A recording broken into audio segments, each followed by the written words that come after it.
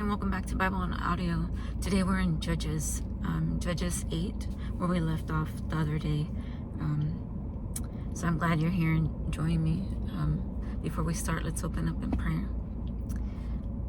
Father God, I thank you for another day that we're blessed with life, another day that we have the opportunity to grow closer to you and to just experience in life. I pray wherever the viewer is, that they're able to give you their concerns, their praises, that they're able to be at a place where they can truly dive into the Word and grow closer to you. I pray for their families. I pray for their job situation. Wherever they go, may you be with them. May they not lose a connection, and may they build a relationship with you. As always, I pray that it is your voice that they hear and not my own. I thank you and I give you all the praise and honor and glory to you. In Jesus' name I pray. Amen. All right, so let's go ahead and start with Judges 8. Zebah and Zalmunna. Now the Ephraimites asked Gideon, "Why have you treated us like this? Why didn't you call us when you went to fight Midian?" And they challenged him vigorously, but he answered them, "What have I accomplished compared to you? Aren't the gleanings of Ephraim's grapes better than the full grape harvest of Abiezer? God gave Oreb and Zeb, the Midianite leaders, into your hands. What was I able to do compared to you?" At this, their resentment against him subsided.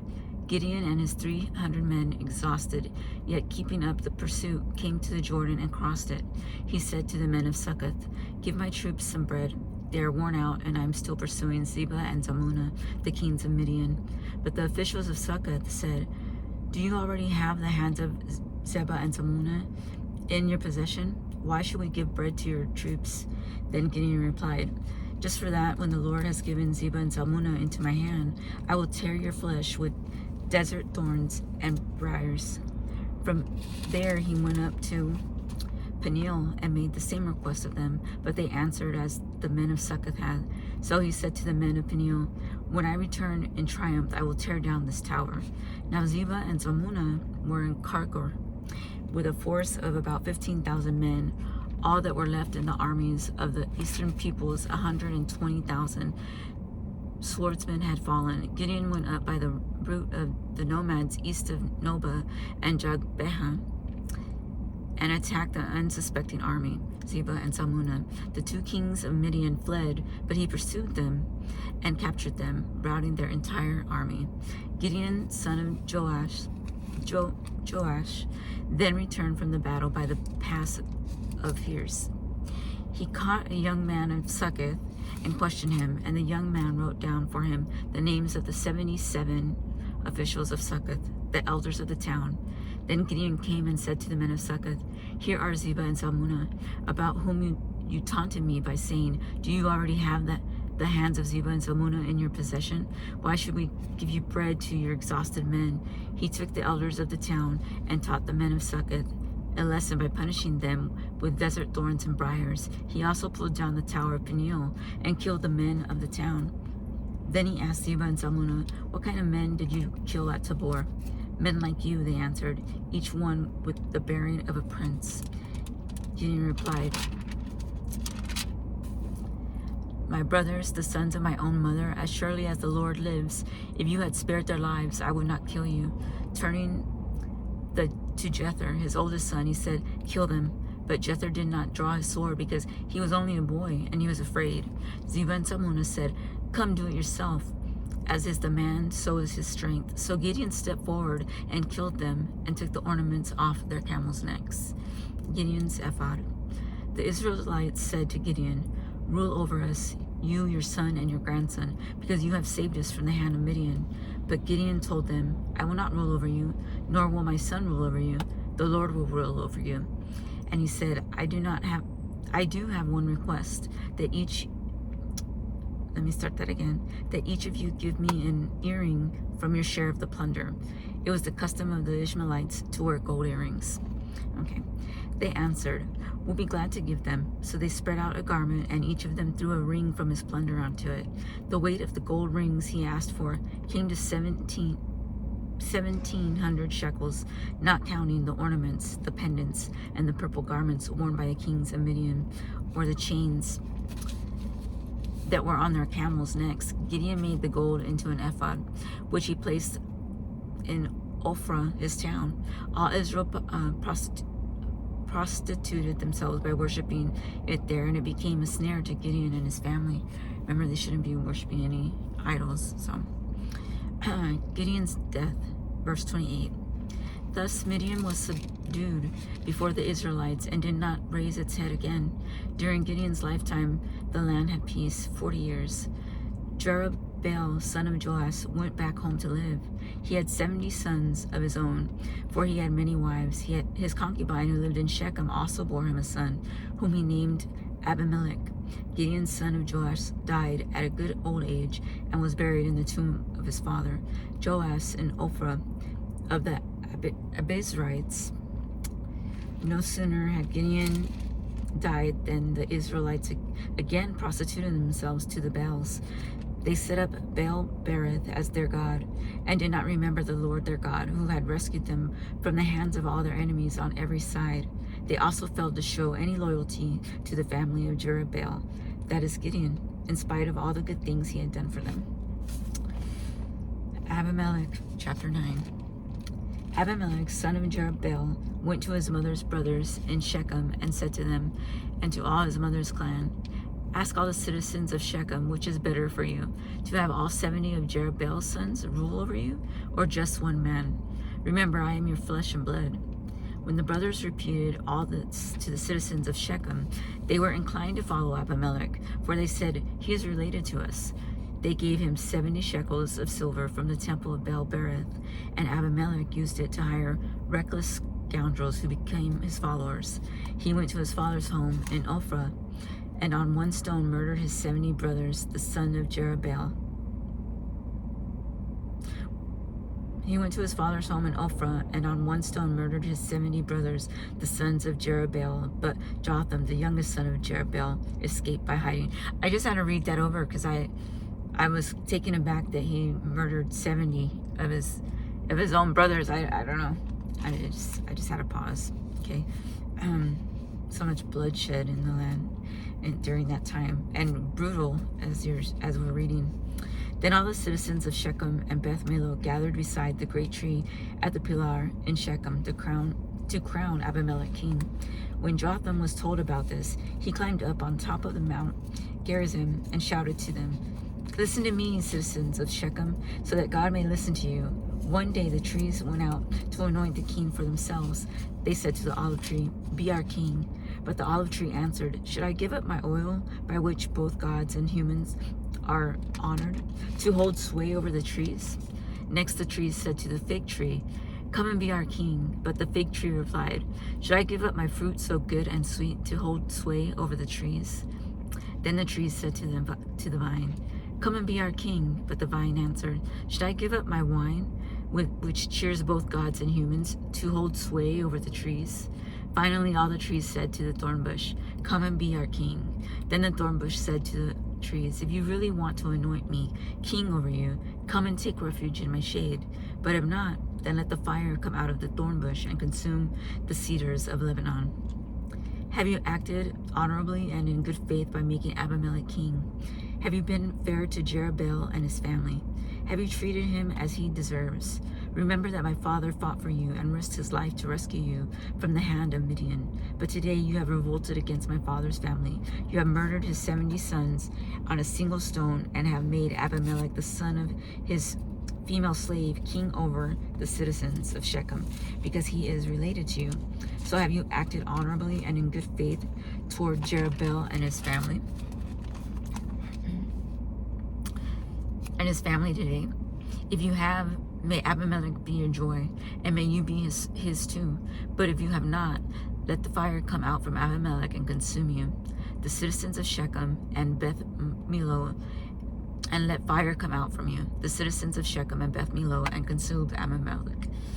Then Jotham fled, escaping to Beer, and he lived there because he was afraid of his brother Abimelech. After Abimelech had governed Israel 3 years, God stirred up animosity between Abimelech and the citizens of Shechem, so that they acted treacherously against Abimelech. God did this in order that the crime against Jerubbaal's 70 sons, the shedding of their blood, might be avenged. So he does bring vengeance to the brothers, maybe 3 years later, but there it is. So vengeance is mine, says the Lord. So we can turn the other cheek and not lose heart, because he is going to have your back. God loves us that much that he says vengeance is his, and so put it in his hands. Where was I at? Okay. 25. In opposition to, no, let's go to 24. God did this in order that the crime against Jerubbaal's 70 sons, the shedding of their blood, might be avenged on their brother Abimelech and on the citizens of Shechem, who had helped him murder his brothers. In opposition to him, these citizens of Shechem set men on the hilltops to ambush and rob everyone who passed by. And this was reported to Abimelech. Now Gel, son of Ebed, moved with his clan into Shechem, and its citizens put their confidence in him. After they had gone out into the fields and gathered the grapes and trodden them, they held a festival in the temple of their God. While they were eating and drinking, they cursed Abimelech. Then Gel, son of Ebed, said, "Who is Abimelech, and why should we Shechemites be subject to him? Isn't he Jerubbaal's son, and isn't Zebul his deputy? Serve the family of Hamor, Shechem's father. Why should we serve Abimelech? If only this people were under my command, then I would get rid of him. I would say to Abimelech, call out your whole army." When Zebul, the governor of Ebed, said he was very angry, under cover he sent messengers to Abimelech, saying, "Gal, son of Ebed, and his clan have come to Shechem and are stirring up the city against you. Now then, during the night you and your men should come and lie in wait in the fields. In the morning at sunrise it advanced against the city. When Gal and his men came out against you, seize the opportunity to attack them." So Abimelech and all his troops set out by night and took up concealed possessions near Shechem in 4 companies. Now Gal, son of Ebed, had gone out and was standing at the entrance of the city gate, just as Abimelech and his troops came out from their hiding place. When Gal saw them, he said to Zebul, "Look, people are coming down from the tops of the mountains." Zebul replied, "You mistake the shadows of the mountains for men." But Gal spoke up again, "Look, people are coming down from the central hill, and a company is coming from the direction of the diviner's tree." Then Zebul said to him, "Where is your big talk now? You who said, 'Who is Abimelech, that we should be subject to him?' Aren't these the men you ridiculed? Go out and fight them." So Gal led out the citizens of Shechem and fought Abimelech. Abimelech chased him all the way to the entrance of the gate, and many were killed as they fled. Then Abimelech stayed in Arumah, and Zebul drove Gal and his clan out of Shechem. The next day the people of Shechem went out to the fields, and this was reported to Abimelech. So he took his men, divided them into 3 companies, and sent an ambush in the fields. When he saw the people coming out of the city, he rose to attack them. Abimelech and the companies with him rushed forward to a position at the entrance of the city gate. Then 2 companies attacked those in the fields and struck them down. All the day Abimelech pressed his attack against the city until he had captured it and killed its people. Then he destroyed the city and scattered salt over it. On hearing this, the citizens in the tower of Shechem went into the stronghold of the temple of El-Berith. When Abimelech heard this, that they had assembled there, he and all his men went up Mount Zalmon. He took an axe and cut off some branches, which he lifted to his shoulders. He ordered the men which came with him, "Quick, do what you have seen me do." So all the men cut branches and followed Abimelech. They piled them against the stronghold and set it on fire with the people still inside. So all the people in the tower of Shechem, about 1,000 men and women, also died. They lit it on fire. Now Abimelech went to Thebes and besieged it and captured it. Inside the city, however, was a strong tower, to which all the men and women, all the people of the city, had fled. They had locked themselves in and climbed up on the tower roof. Abimelech went to the tower and attacked it. But as he approached the entrance to the tower to set it on fire, a woman dropped an upper millstone on his head and cracked his skull. Imagine that. Hurriedly, he called to his armor bearer. "Draw your sword," he says, "and kill kill me so that they can't say a woman killed him. So his servant ran. So his servant, that last line gets me. So, kill me so they can't say a woman killed me. Anyway, back to, so his servant ran him through and he died. When the Israelites saw that Abimelech was dead, they went home. Thus God repaid the wickedness that Abimelech had done to his father by murdering his 70 brothers. God also made the people of Shechem pay for all their wickedness. The curse of Jotham, son of Jerubbaal, came on them. So they had to pay for their sins, murder, killing. So let's continue. We're on chapter 10.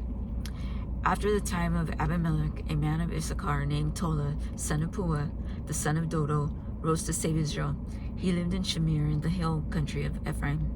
He led Israel 23 years, then he died and was buried in Shamir. Jair. These are the judges, by the way. So that was Tola, and this is Jair. He was followed by Jair of Gilead, who led Israel 22 years. He had 30 sons who rode 30 donkeys. They controlled 30 towns in Gilead.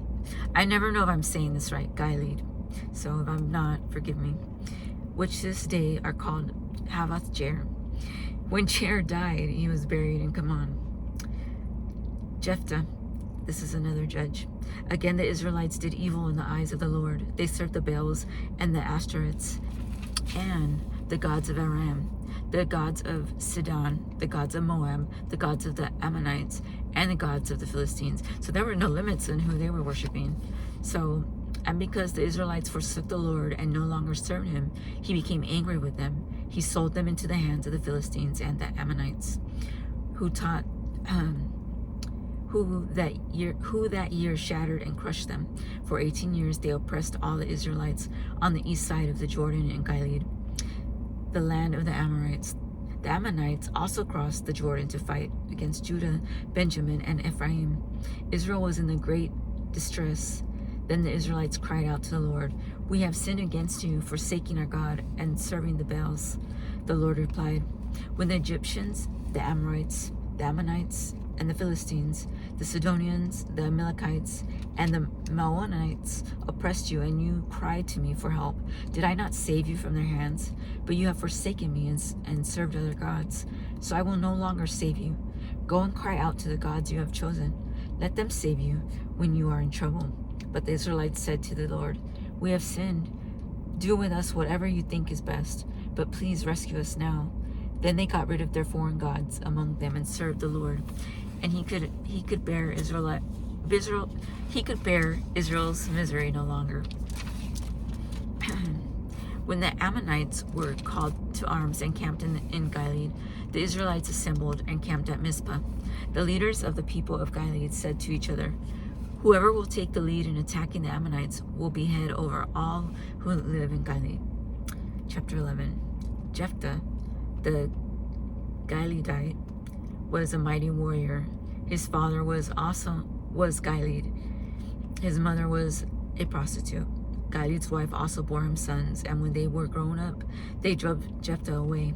"You are not going to get any inheritance in our family," they said, "because you are the son of another woman." So Jephthah fled from his brothers and settled in the land of Tob, where a gang of scoundrels gathered around him and followed him. Sometime later, when the Ammonites were fighting against Israel, the elders of Gilead went to get Jephthah from the land of Tob. "Come," they said, "be our commander so we can fight the Ammonites."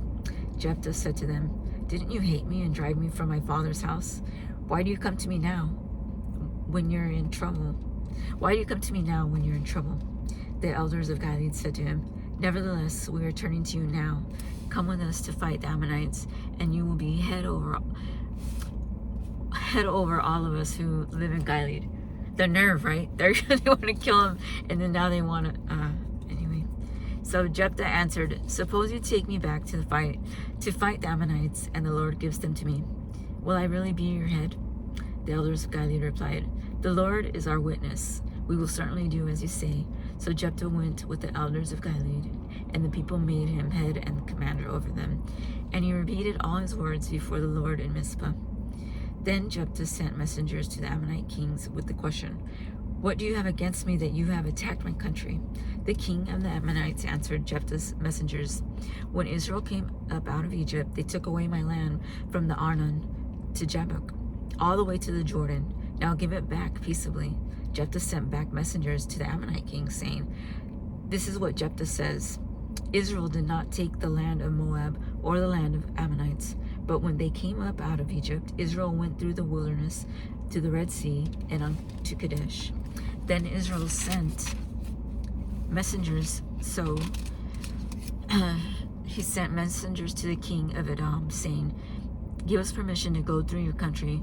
But the king of Edom would not listen. They sent out also to the king of Moab, and he refused. So Israel stayed in Kadesh.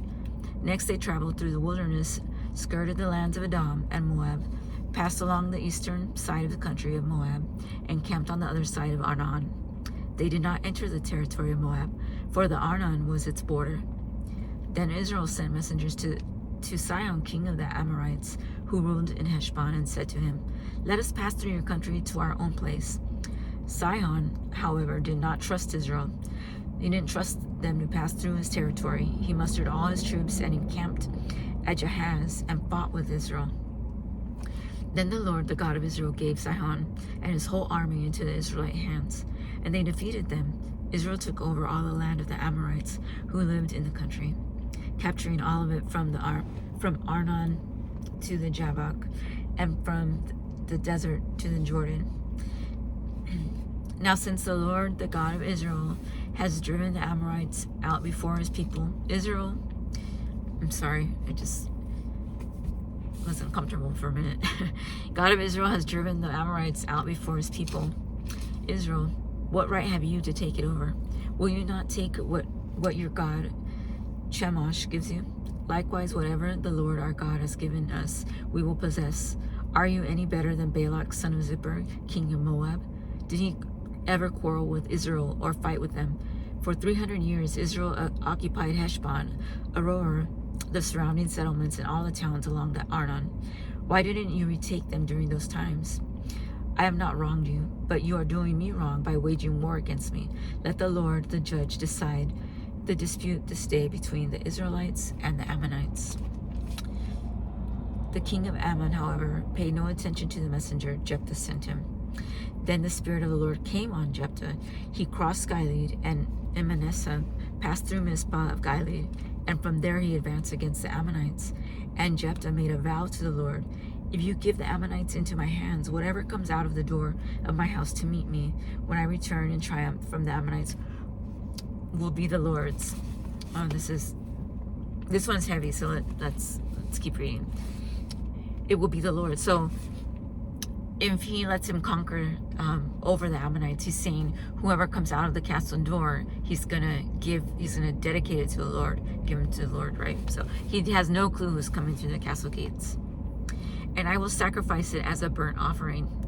Then Jephthah went over to fight the Ammonites, and the Lord gave them into his hands. He devastated 20 towns from Aroer to the vicinity of Minnith, as far as Abel Karamim. Thus Israel subdued Ammon. When Jephthah returned to his home in Mizpah, who should come out to meet him but the daughter, dancing in the sounds of timbrels? She was an only child. Except for her, he had neither son nor daughter.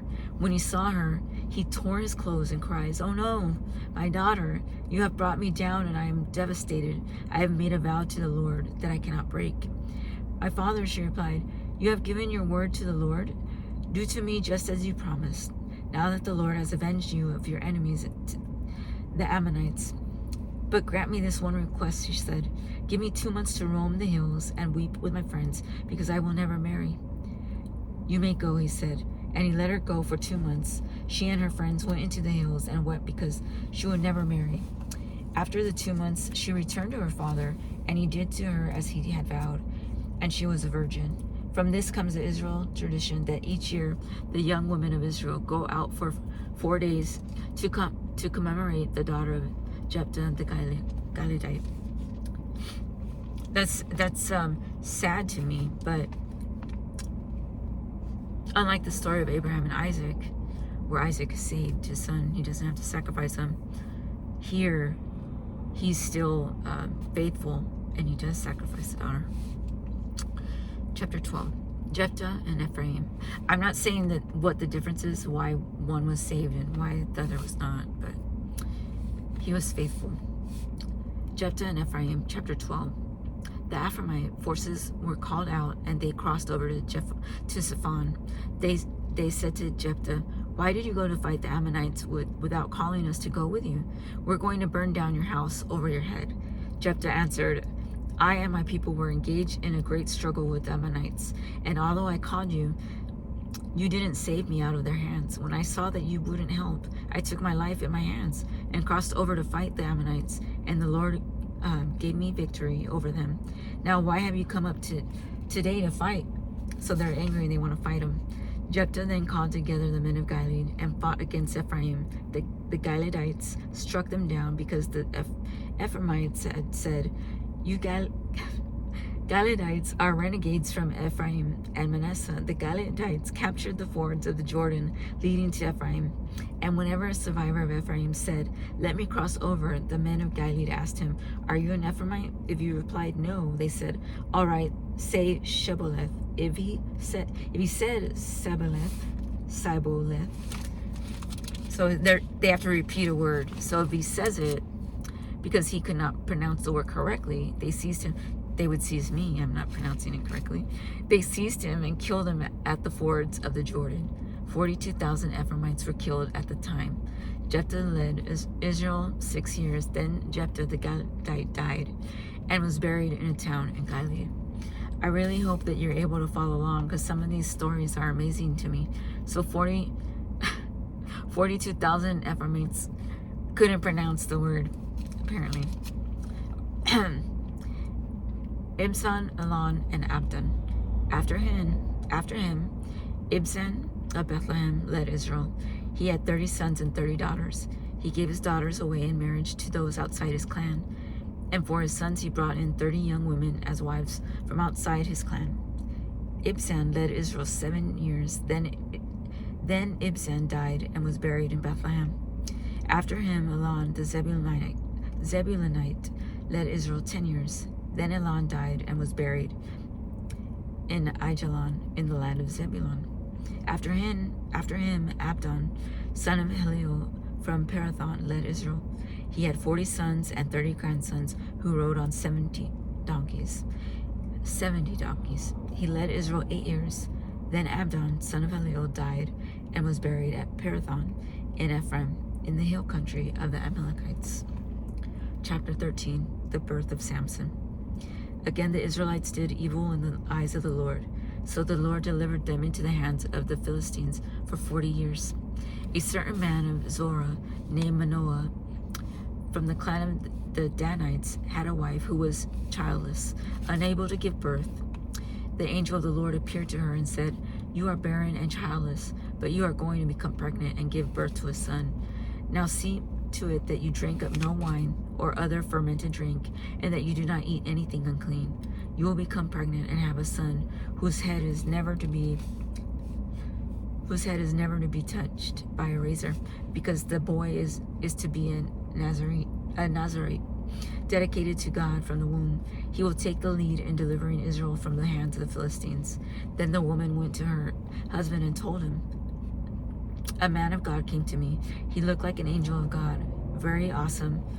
I didn't ask him where he came from, and he didn't tell me his name. But he said to me, 'You will become pregnant and have a son. Now then, drink no wine or other fermented drink, and do not eat anything unclean, because the boy will be a Nazarite of God from the womb until the day of his death.' Then Manoah prayed to the Lord, 'Pardon your servant, Lord. I beg you to let the man of God you sent to us come again to teach us how to bring up the boy who is to be born.' God heard Manoah, and the angel of God came again to the woman while she was out in the field. But her husband Manoah was not with her. The woman hurried to tell her husband, 'He's here, the man who appeared to me the other day.' Manoah got up and followed his wife. When he came to the man, he said, 'Are you the man who talked to my wife?' 'I am,' he said. So Manoah asked him, 'When your words are fulfilled, what is to be rule that governs the boy's life and work?' The angel of the Lord answered, 'Your wife must do all that I have told her. She must not eat anything that comes from the grapevine, nor drink any wine or other fermented drink, nor eat anything unclean. She must do everything I have commanded her. Manoah said to the angel of the Lord, we would like you to stay until we prepare a young goat for you. The angel of the Lord replied, even though you detain me, I will not eat any of your food. But if you prepare a burnt offering, offer it to the Lord. Manoah did not realize that it was the angel of the Lord. Then Manoah inquired of the angel of the Lord, what is your name, so that we may honor you when your word comes true? He replied, why do you ask my name? It is beyond understanding. Then Manoah took a young goat, together with a grain offering, and sacrificed it on the rock to the Lord. And the Lord did an amazing thing while Manoah and his wife watched. As the flame blazed up from the altar toward heaven, the angel of the Lord ascended in the flame. Seeing this, Manoah and his wife fell with their faces to the ground. When the angel of the Lord did not show himself again to Manoah and his wife, Manoah realized that it was the angel of the Lord. We are doomed to die, he said to his wife. We have seen God. But his wife answered, if the Lord had meant to kill us, he would not have accepted a burnt offering and a grain offering from our hands, nor shown us all the things, or now told us this. The woman gave birth to a boy and named him Samson. He grew, and the Lord blessed him. And the Spirit of the Lord began to stir him while he was in Mahanaim, Dan, between Zorah and Ashtaol. I want to pause right there because he says at the altar of the sacrifice, the fire goes up. And so like a flash of a bright light being the fire. And so the angel ascends with it. I'm not saying that they're the same, but it is my opinion. When I was watching the news about the Maui fires, and even on TikTok, which I know TikTok is social media, a lot of people don't want to put a lot of weight to the truth of it. But before the fire got out of control because of the weather, there was recordings where you can see it, what looked like flashes of light. And I'm wondering, you know, a lot of end times talk going around. I'm not trying to spread fear, but could that be a way of identifying them? You know, some person was trying to say it was like a laser, but it wasn't that extreme and that noticeable. It's almost like you could have missed it, like a flash of when you're kindling a fire, and or you know, with firewood and it like popping and everything. It's kind of like that. And so you have to be open and like observant to see it, because you could miss it because it's that quick. But it was that led me to believe, man, this isn't a normal fire that happened in Maui. That's my opinion. And so there's an example. It's not affirming anything, but the fire was popping and he ascended back to heaven that way. So let me continue. Samson's marriage, chapter 14. Samson went down to Timnah and saw there a young Philistine woman. When he returned, he said to his father and mother, I have seen a Philistine woman in Timnah. Now get her for me as my wife. His father and mother replied, Isn't there an acceptable woman among your relatives, or among all our people? Must you go to the uncircumcised Philistines to get a wife? But Samson said to his father, Get her for me. She's the right one for me. His parents did not know that this was from the Lord, who was seeking an occasion to confront the Philistines, for at that time they were ruling over Israel, so a purpose for everything. Samson went down to Timnah together with his father and mother. As they approached the vineyards of Timnah, suddenly a young lion came roaring toward him. The Spirit of the Lord came powerfully upon him, so that he tore the lion apart with his bare hands, as he might have torn a young goat. But he told neither his father nor his mother what he had done. Then he went down and talked with the woman, and he liked her. Sometime later, when he went back to marry her, he turned aside to look at the lion's carcass, and in it he saw a swarm of bees and some honey. He scooped out the honey with his hands and ate as he went along. When he rejoined his parents, he gave them some, and they too ate it. But he did not tell them that he had taken the honey from the lion's carcass. Now his father went down to see the woman, and there Samson held a feast, as was customary for young men. When the people saw him, they chose 30 men to be his companions. Let me tell you a riddle, Samson said to them. If you can give me the answer within the 7 days of the feast, I will give you 30 linen garments and 30 sets of clothes. If you can't tell me the answer, you must give me 30 linen garments and 30 sets of clothes. Tell us your riddle, they said. Let's hear it. Before we hear the riddle, let's go back. So he tore a lion apart. Samson is that strong. Like, can you imagine? I can barely tear cloth apart sometimes. So he's powerful, he's strong, and he's anointed by God, and he has a purpose already while he was in the womb. So back to the riddle. Tell us your riddle, they said. Let's hear it. He replied, out of the eaters, something to eat. Out of strong, something sweet. For 3 days, they could not give the answer. Let me say it again. Out of the eater, something to eat. Out of the strong, something sweet. For 3 days, they could not give that answer. On the 4th day, they said to Samson's wife, coax your husband and convince. Coax your husband into explaining the riddle for us, or we will burn you and your father's household to death. I don't mean to be animated, but there's just too many descriptions here. You gotta enjoy reading it, because there's a lot of adjectives. Okay, they can't just say she ate. It has to be she ate meat that was from a lion that was torn by Samson. Like, it just has to. It just drives me crazy, because I don't want to be so animated while I'm reading, because it is the Bible. But how can you not appreciate it? The literary works. So let's go back. So, coax your husband into explaining the riddle for us, or we will burn you and your father's household to death.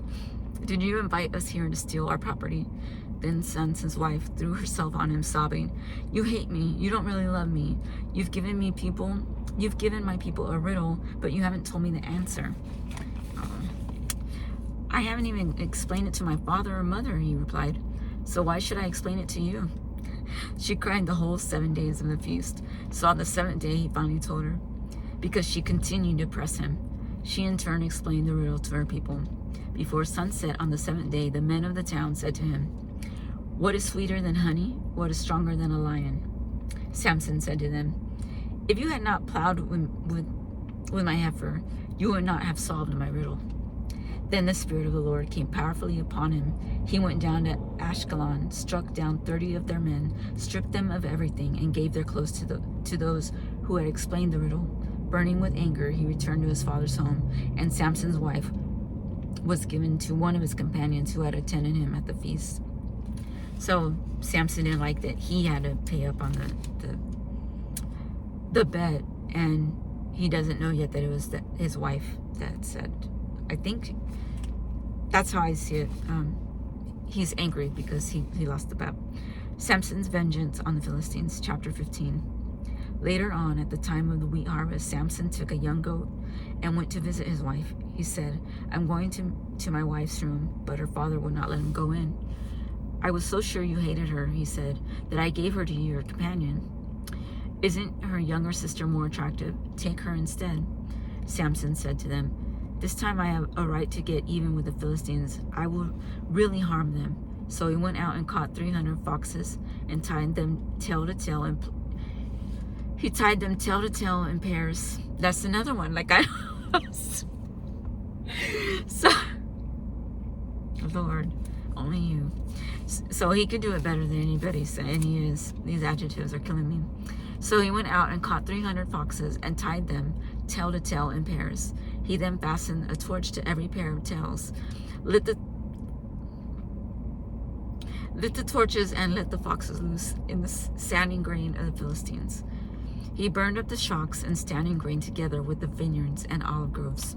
When the Philistines asked, who did this? They were told, Samson, the Timnite's son-in-law, because his wife was given to his companion. So the Philistines went up and burned her and her father to death.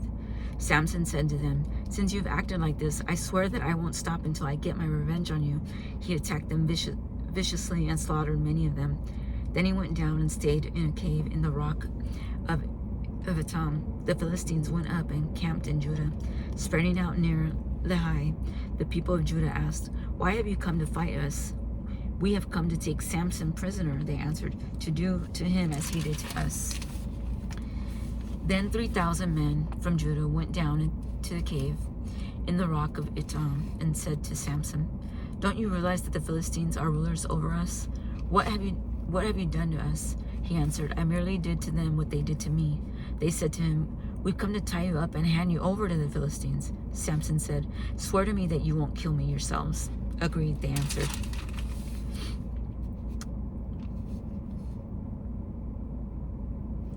"Agreed," they answered.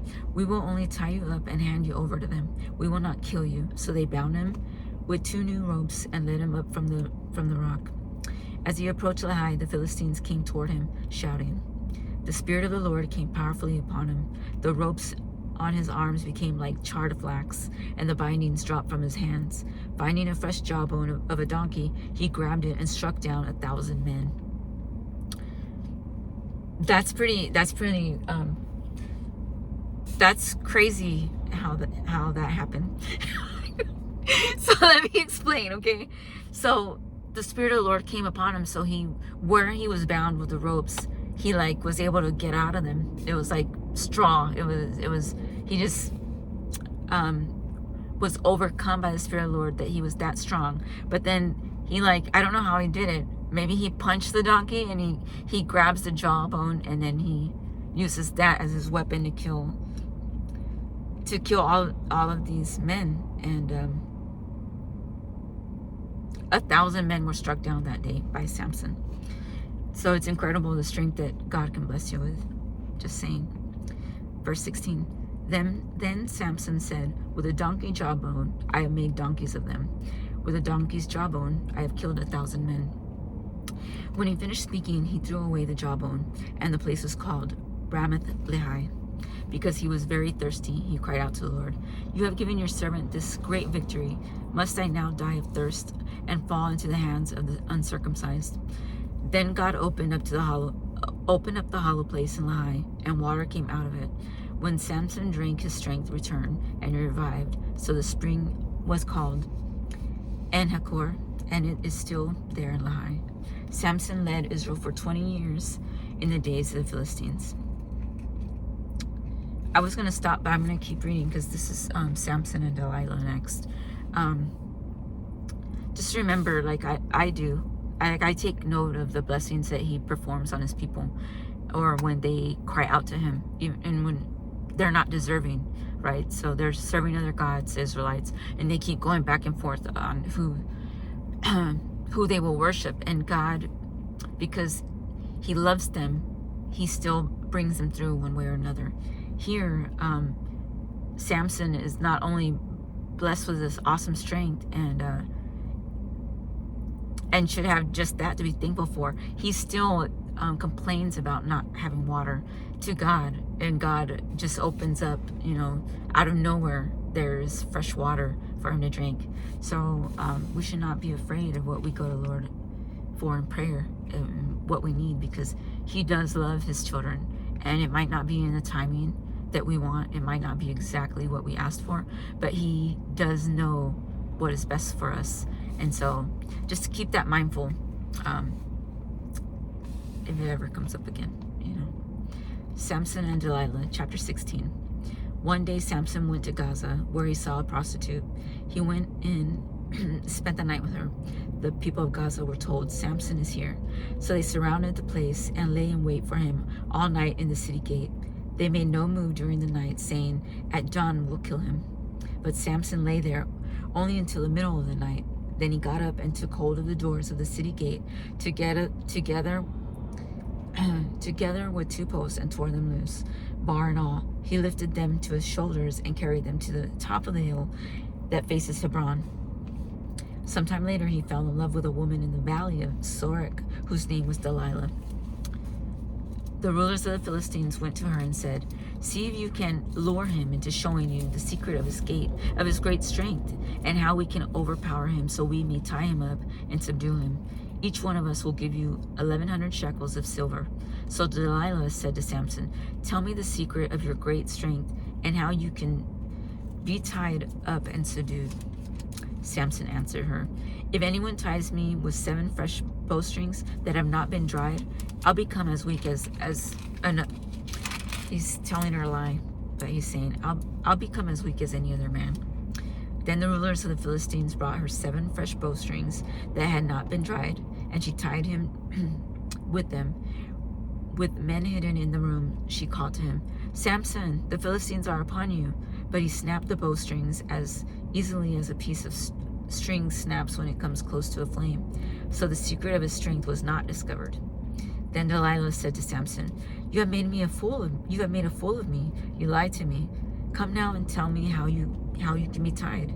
He said, If anyone ties me securely with new ropes that have never been used, I'll become as weak as any other man. So Delilah took the new ropes and tied him with them. Then with men hidden in the room, she called to him, Samson, the Philistines are upon you. But he snapped the ropes off his arms as if they were threads. Delilah then said to Samson, All this time you have been making a fool of me and lying to me. The nerve of her. Tell me how you can be tied, he replied. If you weave the 7 braids of my head into the fabric on the loom and tighten it with the pin, I'll become as weak as any other man. So while he was sleeping, Delilah took the 7 braids of his head, wove them into fabric, and tightened it with a pin. Again she called to him, Samson, the Philistines are upon you. He awoke from his sleep and pulled up the pin and the loom with the fabric. Then she said to him, How can you say I love you when you won't confide in me? This is the 3rd time you have made a fool of me and haven't told me the secret of your great strength. Which such nagging she prodded him day after day until he was sick to death of it. So he told her everything. No razor has ever been used on my head. He said, Because I have been a Nazarene dedicated to God from my mother's womb.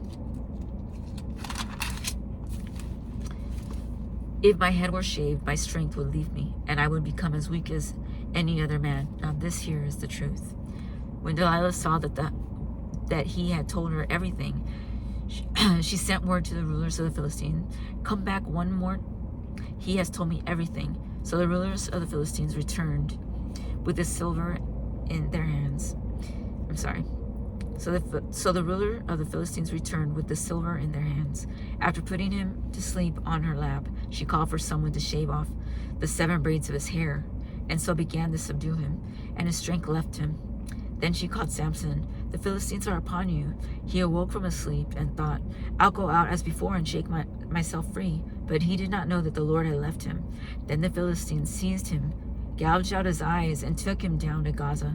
Binding him with bronze shackles, they set him to the grinding grain in the prison.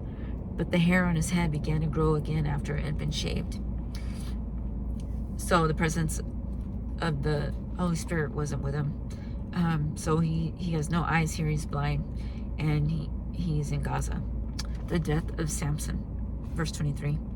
Now the rulers of the Philistines assembled to offer a great sacrifice to Dagon, their god, and to celebrate, saying, Our God has delivered Samson, our enemy, into our hands. When the people saw him, they praised their God, saying, Our God has delivered our enemy into our hands, the one who laid waste our land and multiplied our slain.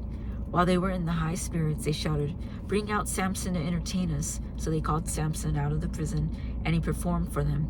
When they stood him among the pillars, Samson said to the servant who held his hand, Put me where I can feel the pillars that support the temple, so that I may lean against them. Now the temple was crowded with men and women. All the rulers of the Philistines were there, and on the roof were about 3,000 men and women watching Samson perform. Then Samson prayed to the Lord, Sovereign Lord, remember me. Please, God, strengthen me just one more, and let me with one blow get revenge on the Philistines for my 2 eyes. Then Samson reached toward the 2 central pillars on which the temple stood, bracing himself against them, his right hand on the one hand and his left hand on the other. Samson said, Let me die with the Philistines. Then he pushed with all his might, and down came the temple on the rulers and all the people in it. Thus he had killed many more when he died than when he lived. I believe that's the first time that was mentioned, that more died with him than when he was alive. Then his brothers and his father's whole family went down to get him. They brought him back and buried him between Zorah and Eshtaol in the tomb of Manoah, his father. He had led Israel 20 years. Micah's idols, chapter 17. Now a man named Micah from the hill country of Ephraim said to his mother, "The 1,100 shekels of silver that were taken from you, and about which I heard you utter a curse, I have that silver with me, I took it." Then his mother said, "The Lord bless you, my son." When he returned the 1,100 shekels of silver to his mother, she said, "I solemnly consecrate my silver to the Lord. For my son to make it an image overlaid with silver, I will give it back to you." So after he returned the silver to his mother, she took 200 shekels of silver and gave them to the silversmith, who used them to make the idol. And it was put in Micah's house. Now this man Micah had a shrine, and he made an ephod and some household gods, and installed one of his sons as his priest. In those days, Israel had no king. Everyone did as they saw fit. So, just blatant blasphemy and worshiping of idols, anything. Let's just create one. Let's mold something out of clay and call it a god. That's what was happening. A young Levite from Bethlehem in Judah, who had been living within the clan of Judah, left the town in search of some other place to stay. On his way, he came to Micah's house in the hill country of Ephraim. Micah asked him, "Where are you from?" "I'm a Levite from Bethlehem in Judah," he said, "and I'm looking for a place to stay." Then Micah said to him, "Live with me and be my father and priest, and I'll give you 10 shekels of silver a year, your clothes and your food." So the Levite agreed to live with him, and the young man became like one of his sons to him. Then Micah installed the Levite, and young man became his priest and lived in his house. And Micah said, "Now I know that the Lord will be good to me, since the Levite has become my priest." The Danites settle in Laish. 18. Laish. In those days Israel had no king, and in those days the tribe of the Danites was seeking a place of their own where they might settle, because they had not yet come into the inheritance among the tribes of Israel. So the Danites sent 5 of their leading men from Zorah and Eshtaol to spy to spy out the land and explore it. These men represented all the Danites. They told them, "Go explore the land." Excuse me. So they entered the hill country of Ephraim and came to the house of Micah, where they spent the night. When they were near Micah's house, they recognized the voice of the young Levite. So they turned in there and asked him, "Who brought you here? What are you doing in this place? Why are you here?" He told them what Micah had done for him and said, "He has hired me and I am his priest." Then they said to him, "Please inquire of God to learn whether our journey will be successful." The priest answered them, "Go in peace. Your journey has the Lord's approval." I find that interesting, because he was not chosen by God. Where did he get the approval from? But he says that the Lord has given them approval. So the 5 men left and came to Laish, where they saw that the people were living in safety, like the Sidonians, at peace and secure. And since their land lacked nothing, they were prosperous. Also, they lived a long way from the Sidonians and had no relationship with anyone else. When they returned to Zorah and Eshtaol, their fellow Danites asked them, "How did you find things?" They answered, Come on, let's attack them. We have seen the land, and it is very good. Aren't you going to do something? Don't hesitate to go there and take it over. When you get there, you will find an unsuspecting people and a spacious land that God has put into your hands, a land that lacks nothing, whatever. Then 600 men of the Danites, armed for battle, set out from Zorah and Eshtaol. On their way, they set up camp near Kiriath Jearim in Judah. This is why the place west of Kiriath Jearim is called Mahaneh Dan to this day. From there they went on to the hill country of Ephraim and come to Micah's house. Then the 5 men who had spied out the land of Laish said to their fellow Danites, "Do you know that one of these houses has an ephod, some household gods, and an image overlaid with silver? Now you know what to do." So they turned in there and went into the house of the young Levite at Micah's place and greeted him. The 600 Danites, armed for battle, stood at the entrance of the gate. The 5 men who had spied out the land went inside and took the idol, the ephod, and the household gods, while the priest and the 600 armed men stood at the entrance of the gate. When the 5 men went into Micah's house and took the idol and the ephod and the household gods, the priest said to them, "What are you doing?" They answered him, Be quiet, don't say a word. Come with us and be our father and priest. Isn't it better that you serve a tribe and a clan in Israel as priests rather than just one man's household?" The priest was very pleased. He took the ephod, the household gods, and the idol, and went along with the people. Putting their little children, their livestock, and their possessions in front of them, they turned away and left. When they had gone some distance from Micah's house, the men who lived near Micah were called together and overtook the Danites. As they shouted after them, the Danites turned and said to Micah, "What's the matter with you that you called out your men to fight?" He replied, "You took the gods I made and my priest and went away. What else do I have? How can you ask what's the matter with you?" The Danites answered, "Don't argue with us, or some of the men may get angry and attack you, and you and your family will lose your lives." So the Danites went their way, and Micah, seeing that they were too strong for him, turned around and went back home.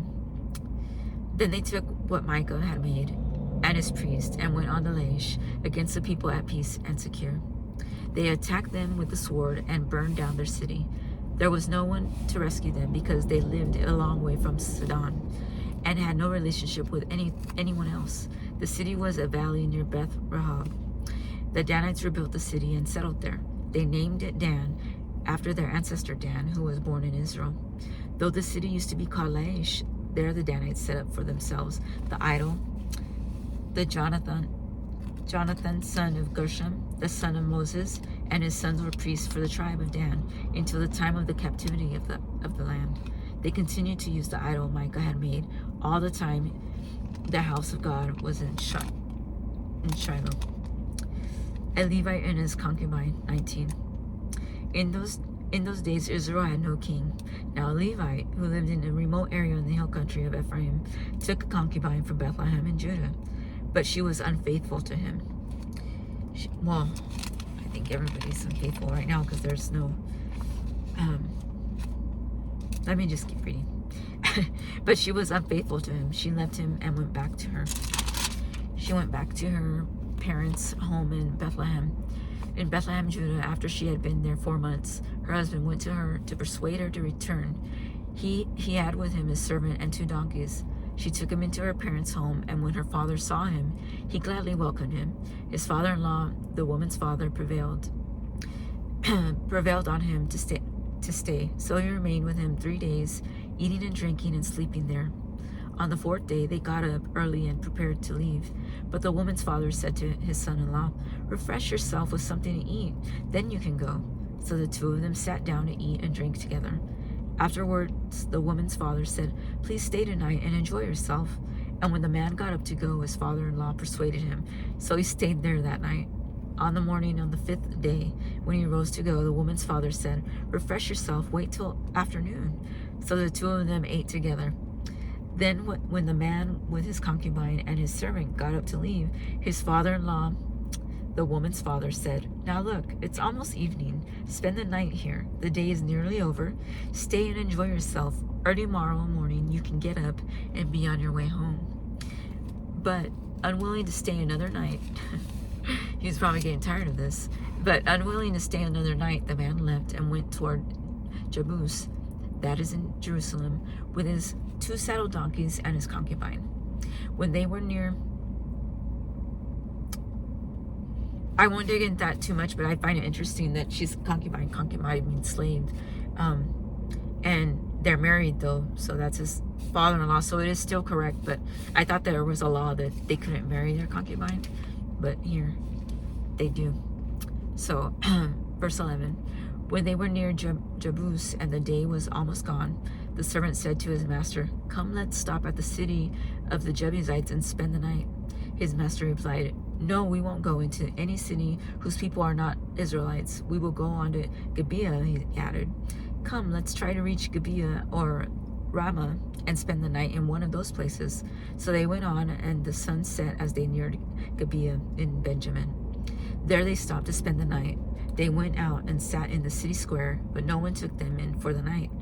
That evening, an old man from the hill country of Ephraim who was living in Gibeah, the inhabitants of the place were Benjamites, came in from his work in the fields.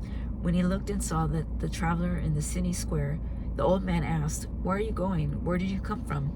He answered, We are on our way from Bethlehem in Judah to a remote area in the hill country of Ephraim where I live. I have been in Bethlehem in Judah, and now I am going to the house of the Lord. No one has taken me in for the night. We have both straw and fodder for our donkeys, and bread and wine for ourselves, your servants, me, the woman, and the young man with us. We don't need anything. You are welcome at my house, the old man said. Let me supply whatever you need. Only don't spend the night in the square. So he took him into his house and fed his donkeys. After they had washed their feet, they had something to eat and drink. While they were enjoying themselves, some of the wicked men of the city surrounded the house. Pounding on the door, they shouted to the old man who owned the house, "Bring out the man who came to your house so that we can have sex with him." The owner of the house went outside and said to them, "No, my friends, don't be so vile, since the man is my guest. Don't do this outrageous thing. Look, here is my virgin daughter and his concubine. I will bring them out to you now, and you can use them and do to them whatever you wish." This is another sad, very sad visual here. Let's continue reading, and then I'll comment on it. "But as for this man, don't do such an outrageous thing." But the men would not listen to him. So the man took his concubine and sent her outside to them, and they raped her and abused her throughout the night. And at dawn they let her go. At daybreak the woman went back to the house where her master was staying, fell down at the door, and lay there until daylight. When her master got up in the morning and opened the door of the house and stepped out to continue on his way, there lay his concubine, fallen in the doorway of the house with her hands on the threshold. He said to her, "Get up, let's go." But there was no answer. Then the man put her on his donkey and set out for home. When he reached home, he took a knife and cut up his concubine limb by limb into 12 parts and sent them into the areas of Israel, into all areas of Israel. Everyone who saw it was saying to one another, "Such a thing has never been seen or done, not since the day of the Israelites came up out of Egypt." Just imagine, we must do something, so speak up. Let me explain what happened here, and they just say it right there. Nothing has ever been done in the land. It's nothing so vile. So the guys are so perverse. The people have become so perverse, so lustful, so carnal, following their flesh, following their urges, right? That they want to knock down the door so that they can have their way with the men of the house and his guest. And instead of letting them in and fighting them off or anything, instead he gives his daughter and the female concubine, the wife, and she dies because they had done with her as they please. But I just mentioned that because we never know how far people will really go, and as a society, like, will we all turn into that perverse nation? And that's what's going on here. It's never been seen before, but it's vile, it's vicious and perverse what they did to these two women. So the Israelites punished the Benjamites. Chapter 20. Then all Israel from Dan to Beersheba and from the land of Gilead came together as one and assembled before the Lord in Mizpah.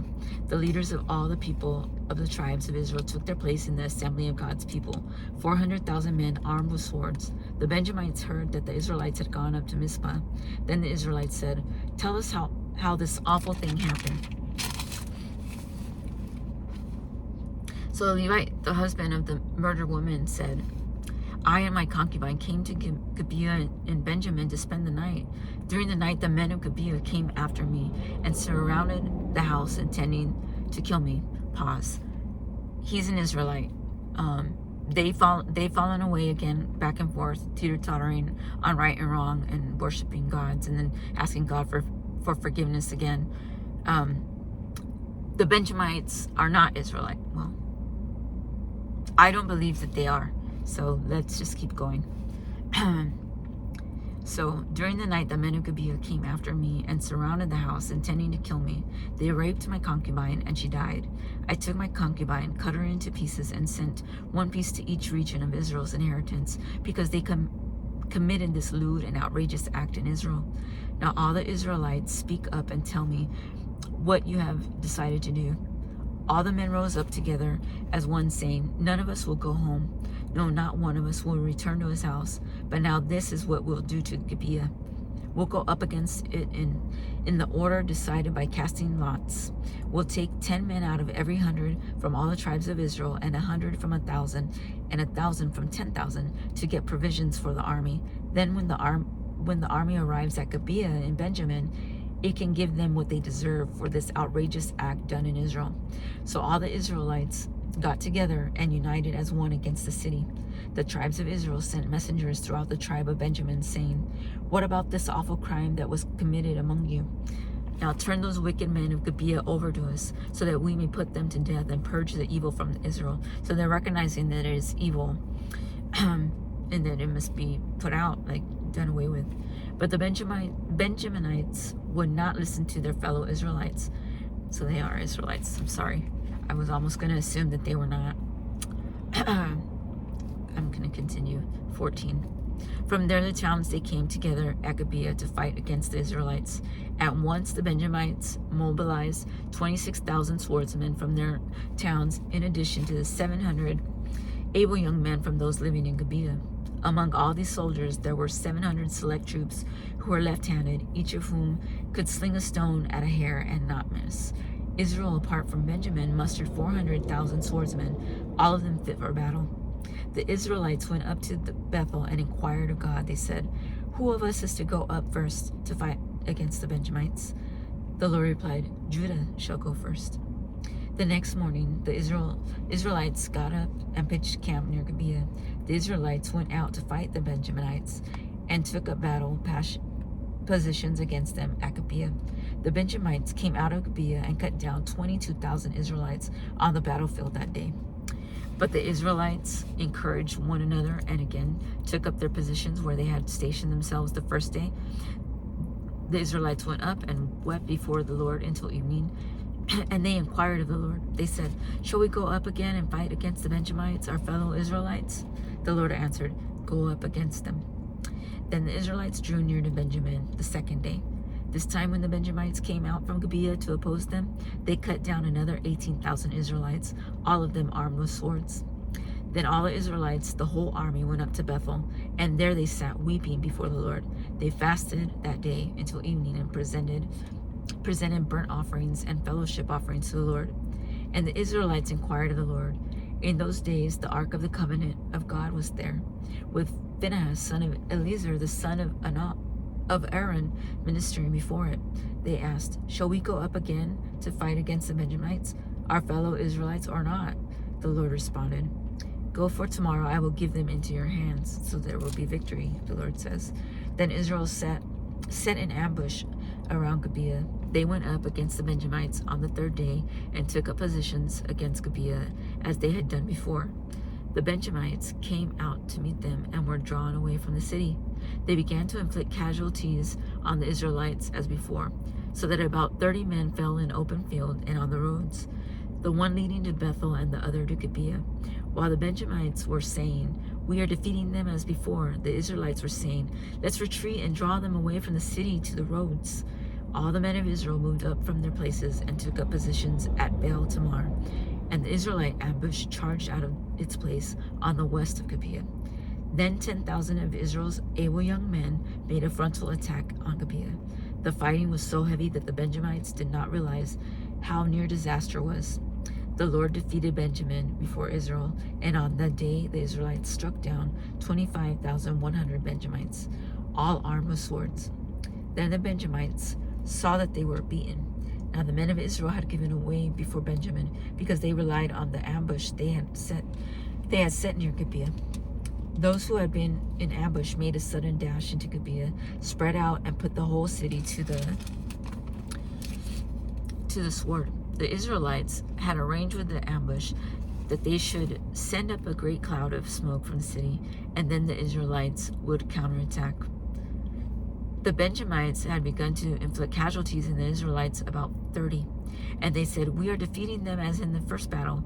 But when the column of smoke began to rise from the city, the Benjamites turned and saw the whole city going up in smoke. Then the Israelites counterattacked, and the Benjamites were terrified because they realized that the disaster had come on them. So they fled before the Israelites in the direction of the wilderness, but they could not escape the battle. And the Israelites who came out of the towns cut them down there. They surrounded the Benjamites, chased them, and easily overran them in the vicinity of Gibeah on the east. 18,000 Benjamites fell, all of them valiant fighters. As they turned and fled toward the wilderness to the rock of Rimmon, the Israelites cut down 5,000 men along the roads. They kept pressing after the Benjamites as far as Gadam and struck down 1,000 more. On that day, 25,000 Benjamite swordsmen fell, all of them valiant fighters, but 600 of them turned and fled into the wilderness to the rock of Rimmon, where they stayed 4 months. The men of Israel went back to Benjamin and put all the towns to the sword, including the animals and everything else they found. All the towns they came across, they set on fire. 21. Wives of Benjamites. Thanks for hanging in there. We're almost done. We're just about done.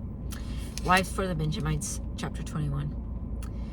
The men of Israel had taken an oath at Mizpah. Not one of us will give his daughters in marriage to a Benjamite.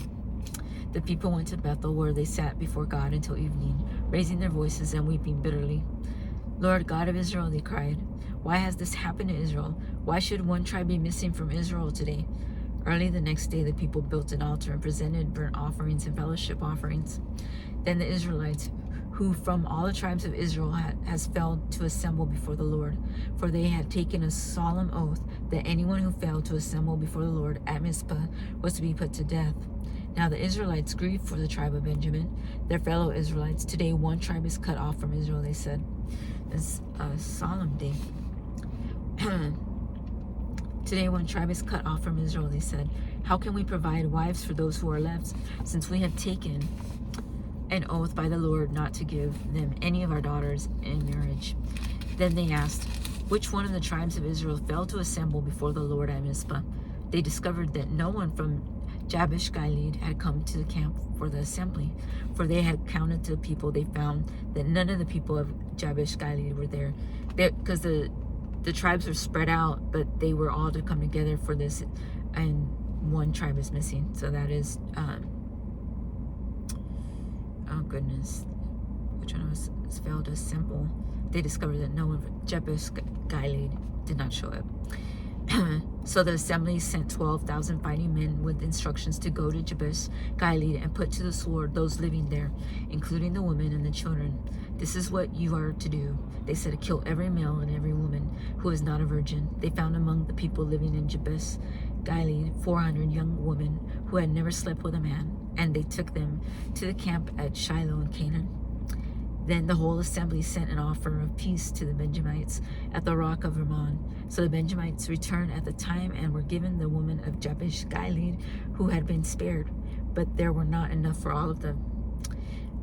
The people grieved for Benjamin because the Lord had made a gap in the tribes of Israel. And the elders of the assembly said, with the women of Benjamin destroyed, how shall we provide wives for the men who are left? The Benjamite survivors must have heirs, they said, so that the tribe of Israel will not be wiped out. We can't give them our daughters as wives, since we Israelites have taken the oath. Cursed be anyone who gives a wife to a Benjamite. But look, there is the annual festival of the Lord in Shiloh, which lies north of Bethel, east of the road that goes from Bethel to Shechem, and south of Lebanon. So they instructed the Benjamites, saying, go and hide in the vineyards and watch. When the young women of Shiloh come out to join in the dancing rush from the vineyards, and each of you sees one of them to be your wife, then return to the land of Benjamin. With their fathers or brothers complain to us, we will say to them, do us the favor of helping them, because we did not get wives for them during the war. You will not be guilty of breaking your oath, because you did not give your daughters to them. So that is what Benjamin did. While the young women were dancing, each man caught one and carried her off to be his wife. Then they returned to their inheritance and rebuilt the towns and settled in them. At the time, the Israelites left the place and went home to their tribes and clans, each to his own inheritance. In those days, Israel had no king. Everyone did as they saw fit, which we're seeing, right? So sorry.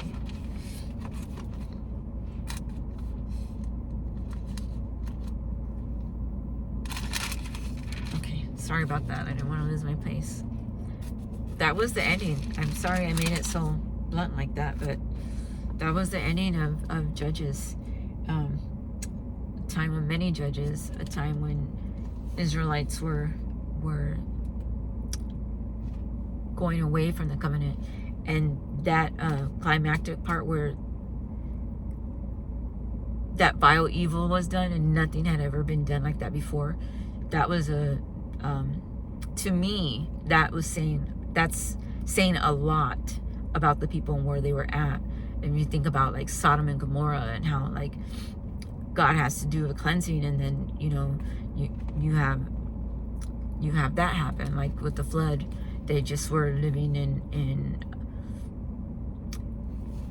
a time where everybody was lustful, perverse, and full of iniquity and serving other gods. And I'm wondering, next is Ruth, but I have read Ruth, and it is in the recordings if you want to look for it. And so so that's a turning point. It's one to take note of. And again, I hope you gained a message. I hope that you're encouraged that God is listening and he does answer prayer and want the best for his people. And as always, I pray you are blessed. God bless you. Take care. Bye.